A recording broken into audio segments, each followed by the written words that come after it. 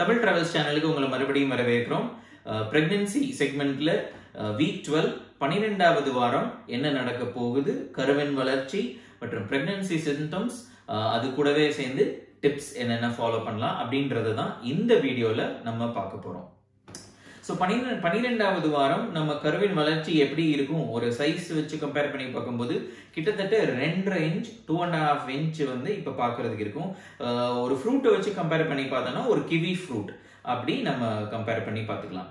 So வெயிட்னு பார்க்கும்போது கிட்டத்தட்ட 14 gram இருக்கும். இன்னுமே வந்து ஹெட் வந்து இன்னும் கொஞ்சம் பெருசாக தான் இருக்கும். தலை வந்து பாடி கம்பேர் பண்ணும்போது தலை இன்னும் பெருசாக தான் இருக்கும். இந்த வீக்கோட ஸ்பெஷாலிட்டி என்னன்னு பார்த்தோம்னா மோஸ்ட் ஆஃப் த ஆர்கன்ஸ், அதாவது கிட்டத்தட்ட ஒரு உடம்பில் உள்ள அனைத்து ஆர்கன்ஸுமே வந்து ஃபார்ம் ஆயிடுச்சு. இனி வரும் மிச்ச உள்ள பிரெக்னன்சி வீக்ஸ்லாம் வந்து அந்த ஆர்கன்ஸ் ஃபார்ம் ஆன ஆர்கன்ஸ் எல்லாம் ஒழுங்கா ஒர்க் பண்றதுக்கான வேலைகள் தான் நடக்க போகுது. ஸோ இந்த வீக்கோட ஸ்பெஷாலிட்டி அதுதான். எல்லாமே கிட்டத்தட்ட எல்லா ஆர்கன்ஸுமே வந்து ப்ராப்பரா ஃபார்ம் ஆயிடுச்சு. இப்போ நீங்க பர்டிகுலரா இந்த வீக்ல வந்து நீங்க ஒரு பிரெக்னன்சி அப்பாயின்மெண்ட் ஒரு கைனகாலஜிஸ்ட் போனீங்க, உங்களுக்கு ஒரு அல்ட்ராசவுண்ட் எடுக்கிறாங்க அப்படின்னா கண்டிப்பா வந்து ஜென்ஸ், நான் வந்து ஹஸ்பண்ட்ஸ் என்ன சொல்வேன்னா, உங்க ஒய்ஃப் பிரெக்னெண்டா இருந்தா ஹஸ்பண்ட்ஸ் மட்டும் இல்ல, உங்க சிஸ்டரா இருக்கலாம், இல்ல உங்களோட டாட்டரா இருக்கலாம், இல்ல டாட்டர் இன்லாவா இருக்கலாம், ஆஸ் எ மேல் நீங்க வந்து இந்த வாரம் ஒரு அல்ட்ராசவுண்ட் ஸ்கேன் எடுக்கிறாங்க அப்படின்னா இந்த வாரம் இல்ல எல்லா வாரமும் நீங்க போறது வந்து பெட்டர். பட் ஆனா இந்த வாரத்தோட ஸ்பெஷாலிட்டி என்னன்னா ஹார்ட் பீட் வந்து கிளியரா வந்து கேப்சர் ஆகும். ஸோ வந்து நீங்க உங்களோட வீட்டில் உள்ள ஒரு ஒரு ஒரு லைஃப் வருது, அதோட லைஃபோட ஹார்ட் பீட்டை வந்து நீங்க கேட்கணும் அப்படின்னு ஆசைப்பட்டீங்கன்னா இந்த வீக் நீங்க கைனகாலஜிஸ்ட் அப்பாயின்மெண்ட் போனீங்கன்னா கண்டிப்பா நீங்க கேட்கலாம். ஏன்னா ஹார்ட் இஸ் ஃபுல்லி ஃபார்ம். அந்த ஹார்ட் பீட்ஸ் வந்து அவ்வளவு ஸ்ட்ராங்கா நமக்கு வந்து வெளியில நம்மளால ஈஸியா கேப்சர் பண்ண முடியும். அது மட்டும் இல்லாம பிரெயின் வந்து ஃபார்ம் ஆயிடுச்சு, பேசிக் ஸ்ட்ரக்சர் ஃபார்ம் ஆயிடுச்சு. அந்த பிரெயின் செல்ஸ் எல்லாம் வந்து இனி ரேப்பிடா டெவலப் பண்ண ஆரம்பிக்கும் இந்த வீக்ல இருந்து. அது கூடவே சேர்ந்து தைராய்டு கிளாண்ட்ஸ் ஃபார்ம் ஆயிடுச்சு. பேங்க்ரியாஸ் வந்து இன்சுலின் வந்து சிந்தசிஸ் பண்ண ஆரம்பிச்சிருச்சு. பிட்யூட்டரி கிளாண்ட் வந்து அதோட என்சைம்ஸ் எல்லாம் செக்ரீட் பண்ண ஆரம்பிச்சாச்சு. ஸோ எல்லாமே கிட்டத்தட்ட ப்ராப்பராக ஒர்க் ஆகுது. நம்ம டைஜஸ்டிவ் சிஸ்டம் பார்த்தீங்கன்னா ஸ்டொமக் மசில்ஸ் எல்லாம் கான்ட்ராக்ட் பண்ணி அந்த மசில்ஸ் எல்லாம் ப்ராப்பராக ஒர்க் பண்ணும். அந்த மசில்ஸ் எல்லாம் கான்ட்ராக்ட் பண்ணாதான் வந்து இந்த ஃபுட் டைஜஷன்லாம் வந்து ப்ராப்பராக நடக்கும். ஸோ ஸ்டொமக் மசில்ஸ் எல்லாம் ஒர்க் பண்ண ஆரம்பிச்சாச்சு. ஸோ ஃபுட் டைஜஸ்ட் பண்ணி அந்த மோஷன் போகிறது எல்லா ஆக்டிவிட்டீஸும் வந்து it's all getting ready. And then இந்த வாரத்தில் வந்து அதோட ஃபங்க்ஷனிங் எல்லாமே வந்து ஸ்டார்ட் ஆகிடும். அதுக்கான ப்ரிப்பரேஷன்லாம் ஃபுல் ஃபோர்ஸில் நடந்துகிட்டே இருக்கு. அது கூட ஸ்மால் இன்டெஸ்டைன்ஸ் பார்த்தீங்கன்னா இன்னுமே கொஞ்சம் சில பகுதி வந்து அம்பிளிக்கல் கார்டுக்குள்ள தான் இருக்கும்.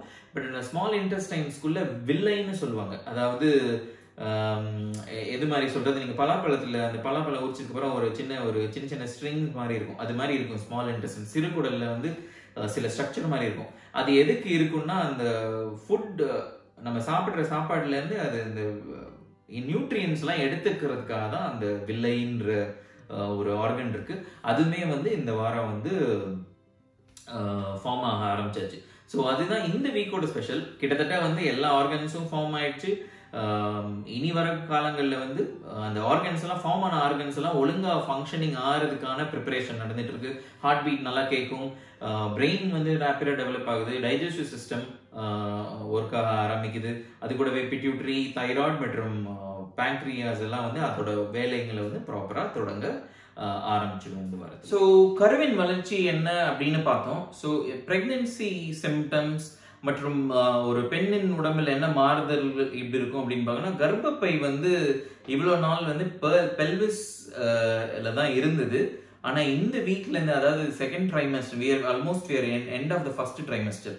ஸோ நான் முன்னாடியே சொன்ன மாதிரி வந்து பிரெக்னன்சி வந்து 3 செக்ஷனா பிரிக்கலாம். ட்ரைமஸ்டர்னு சொல்லுவாங்க. ஃபர்ஸ்ட் ட்ரைமஸ்டர்னா 3 மாசங்கள் சேர்ந்து ஒரு trimester. So first trimester, second, third. So 12th தான் வந்து ஃபர்ஸ்ட் ட்ரைமஸ்டரோட லாஸ்ட் வீக்கு. ஸோ இந்த வீக்ல கர்ப்பப்பை வந்து பெல்விஸ்ல இருந்து அப்டமனுக்கு வந்து மூவ் ஆகும். அதாவது பாட்டம், பெல்விக்கோட பாட்டம்ல இருந்து front and centre of the abdomen.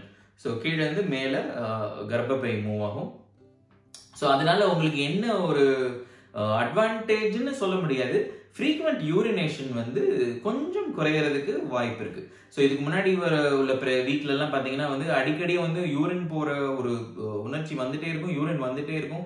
அது ஏன்னா அந்த கர்ப்பப்பை வந்து அந்த யூரினரி பிளாடர் அழுத்திட்டு இருக்கனால உங்களுக்கு அடிக்கடி அந்த யூரினரி பிளாடர் வந்து வேகமா ஃபில் ஆயிட்டு, ஸோ அதனால தான் வந்து உங்களுக்கு அடிக்கடி ஃப்ரீக்வெண்ட் யூரினேஷன் இருந்துட்டே இருந்தது. இப்போ கர்ப்பப்பை வந்து நகர்ந்து அப்டமன் கிட்ட வர்றனால வந்து அந்த ஃப்ரீக்வெண்ட் யூரினேஷன் வந்து சிம்டம்ஸ் கொஞ்சம் குறையும். இந்த வாரத்துல இருந்து குறையறதுக்கு வாய்ப்பு அதிகமா இருக்கு. ஸோ அது கூடவே வேற என்னென்ன சிம்டம்ஸ் இருக்கும் அப்படின்னு பாத்தீங்கன்னா, இன்க்ரீஸ்டு சென்ஸ் ஆஃப் ஸ்மெல். நான் முன்னாடியே சொல்ல மாதிரி நீங்க வந்து ரொம்ப சென்சிட்டிவா இருப்பீங்க ஸ்மெல். நல்லா ஏதாவது குக் பண்ணா அந்த ஸ்மெல் வந்து உங்களுக்கு பிடிக்காம இருக்கலாம். ஒரு நார்மலா உங்களுக்கு யாராவது வீட்டில் பெர்ஃப்யூம் போட்டாலே அந்த ஸ்மெல் சேராம இருக்கலாம். ஸோ ஒரு இன்க்ரீஸ்டு சென்சிட்டிவிட்டி டு ஸ்மெல் இருக்கும். ஸோ இந்த வீக்கோட ஸ்பெஷல் சிம்டம்ஸ் என்னன்னு பார்த்தீங்கன்னா, டிசீஸ் ஸ்பெல்ஸ் வரும். அதாவது மயக்கம் அடைகிறதுக்கு நிறைய வாய்ப்பு இருக்கு. இதுக்கு எல்லாம் காரணம் என்னன்னு பார்த்தீங்கன்னா, அந்த பிரெக்னன்சி ஹார்மோன் ப்ரொஜெஸ்டரோன் தான் வந்து மெயின் ரீசன் இருக்கு. அது கூடவே சேர்ந்து இதுக்கு முன்னாடி போன வீக் பார்த்த சிம்டம்ஸ் எல்லாம் சில இது கண்டினியூ ஆகிட்டே இருக்கும். ஃபேட்டிக் இருக்கும், நீங்கள் வந்து எக்ஸ்ட்ரீம் டயர்ட்னஸ் இன்னும் இருந்துகிட்டே தான் இருக்கும். அது கூடவே சேர்ந்து ப்ளோட்டிங் அண்ட் இன்டைஜஷன் இருக்கும். ஸோ அதுக்கு ஏற்கனவே நான் சொன்ன மாதிரி மீல்ஸ் வந்து ஸ்ப்ளிட் பண்ணி நியூட்ரிஷியஸாக எடுத்துக்கிறது பெட்டர். ஸோ இது கூடவே வந்து செகண்ட் ட்ரைமெஸ்டர் ஆரம்பிக்க போது இன்னும் ஒரு பர்டிகுலர் சிம்டம்ஸ் என்னன்னு பார்த்தீங்கன்னா, எக்ஸசிவ் சலைவா இருக்கும். அதாவது நிறைய எச்சில் வந்து ஜென்ரேட் ஆகிட்டே இருக்கும். ஸோ அது இந்த வீக்லேருந்து நடக்க ஆரம்பிக்கும். அது கூடவே சேர்ந்தீங்கன்னா அந்த ப்ரெக்னன்சி பெல்லி வந்து கொஞ்சம் தெரியறதுக்கு வாய்ப்பு இருக்கு. ஸோ அது வந்து main physical appearance. So nausea and vomiting குறையும். சில பேருக்கு வாமிட்டிங் குறையாது. அது வந்து எல்லாருக்குமே வந்து ஃபர்ஸ்ட் ட்ரைமெஸ்டரோட முடிவில் வந்து வாந்தி வந்து நின்றும்னு சொல்ல முடியாது. சில பேருக்கு வாமிட் இருக்கும். என்னுடைய பர்சனல் எக்ஸ்பீரியன்ஸ் பார்த்தீங்கன்னா, என்னோட ஒய்ஃப் வந்து என்னோட பையன் கன்சீவ் ஆகிருக்கும்போது ஷீ ஹேட் ஒரு கண்டிஷன் கால் வந்து ஹைப்பரெமெசிஸ் கிராவிட்ரம் அப்படின்னு ஒரு கண்டிஷன். அதாவது எக்ஸசிவ் வாமிட்டிங் இருக்கும். அதாவது நார்மல் வாமிட்டிங்லாம் இல்லை. சில பேர்லாம் வந்து ப்ரெக்னன்சி கருவுற்று இருக்கும்போது அந்த காலையில் வாமிட் வரும்போது காலையில் ஒரு தடவை வாந்தி வரும். அது வாந்தி எடுத்ததுக்கு அப்புறமா அவங்க கொஞ்சம் they will feel better. But எங்களோட பர்சனல் எக்ஸ்பீரியன்ஸ், எங்கள் பையன் கன்சீவாக இருக்கும்போது வந்து ஒய்ஃப் வந்து ஹைப்பரெமெசிஸ் கிராவிடரம்னு ஒரு கண்டிஷன் இருந்தது. ஒரு தடவை மட்டும் வாந்தி வராது, நிறைய தடவை அந்த வாந்தி வந்துக்கிட்டே இருக்கும், ட்ரிகர் ஆகிட்டே இருக்கும். At one point of time வந்து நிறைய எக்ஸசிவாக வாந்தி எடுத்தனால அந்த பைப் ஈசோஃபாகஸ் எல்லாம் வந்து ப்ளீட் ஆகி அந்த புண்ணு வந்து அதுலேருந்து வாமிட்ல பிளட் எல்லாம் வந்து அண்ட் டீஹைட்ரேட் ஆகி, ஸோ அதெல்லாம் there is a lot of complexity. So pregnancy is not simple. நான் ஏற்கனவே சொன்ன மாதிரி இது மிராக்குலஸ் ஜர்னி.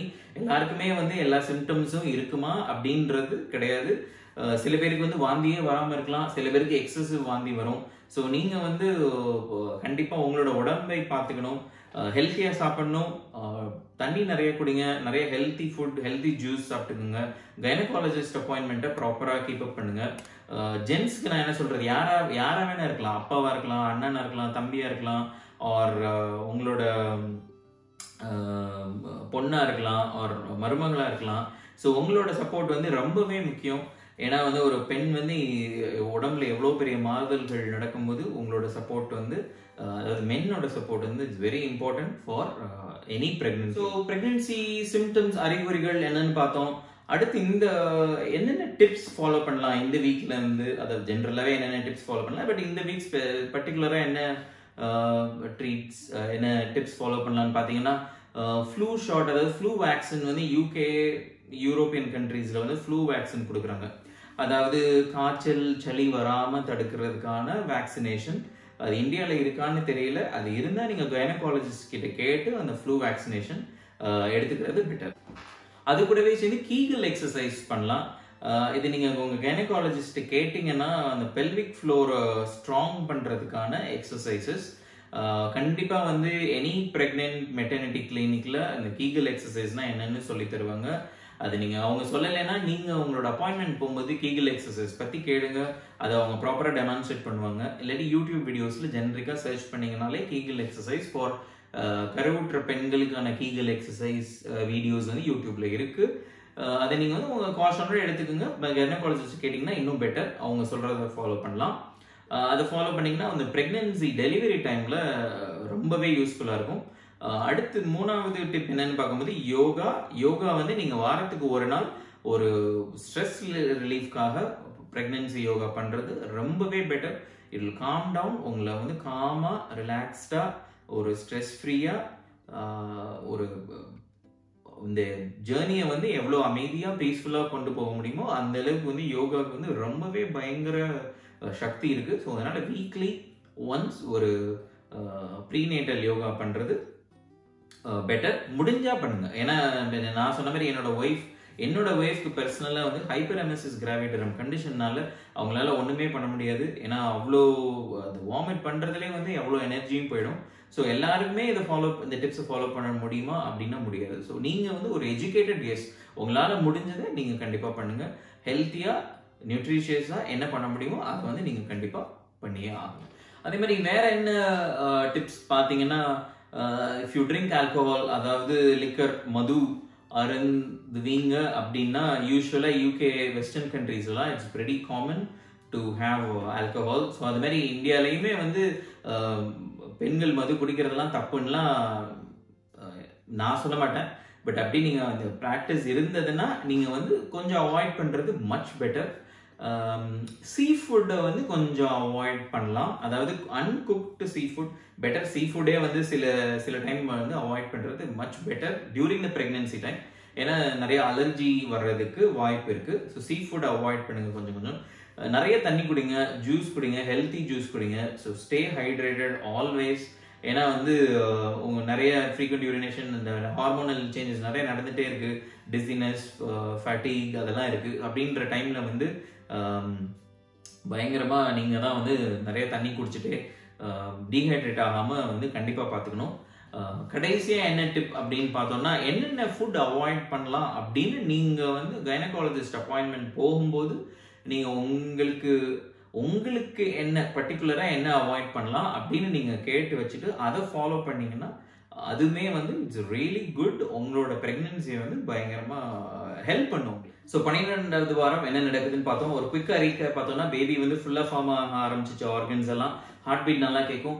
பிரெயின் வந்து சூப்பராக டெவலப் ஆக ஆரம்பிக்குது. தைராய்ட், பிட்யூட்டரி, பேங்க்ரியாஸ் வந்து என்சைம்ஸ் ப்ரொடியூஸ் பண்ணது.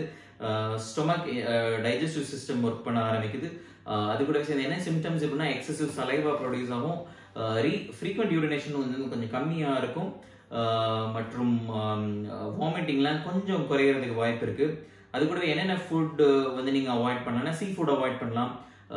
மற்றும் என்ன டிப்ஸ் ஃபாலோ பண்ணலாம் அப்படின்னு கேட்கும்போது, கீகல் எக்ஸசைஸ் பண்ண ஆரம்பிக்கலாம். ஆல்கோஹால் அவாய்ட் பண்ணுங்கள்.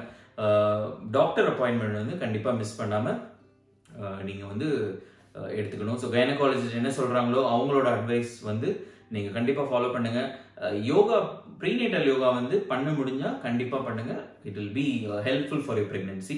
அதே மாதிரி உங்கள் வீட்டில் உள்ள மென்னுக்கு வந்து இந்த ப்ரெக்னென்சி அவேர்னஸை நீங்கள் வந்து எடுத்துகிட்டு போகிறது ரொம்பவே முக்கியம். ஸோ கண்டிப்பாக இந்த வீக்கோட எபிசோடு வந்து உங்களுக்கு இன்ஃபர்மேட்டிவாக இருந்திருக்குன்னு நினைக்கிறோம். வீடியோ பிடிச்சிருந்தா லைக் பண்ணுங்கள், உங்கள் ஃப்ரெண்ட்ஸ் கிட்ட ஷேர் பண்ணுங்கள். மற்றும் எங்கள் சேனல் சப்ஸ்கிரைப் பண்ணலைன்னா மறக்காமல் சப்ஸ்கிரைப் பண்ணிடுங்க. மீண்டும் அடுத்த வாரம் வீக் 13 எபிசோடில் சந்திக்கலாம். நன்றி, வணக்கம்.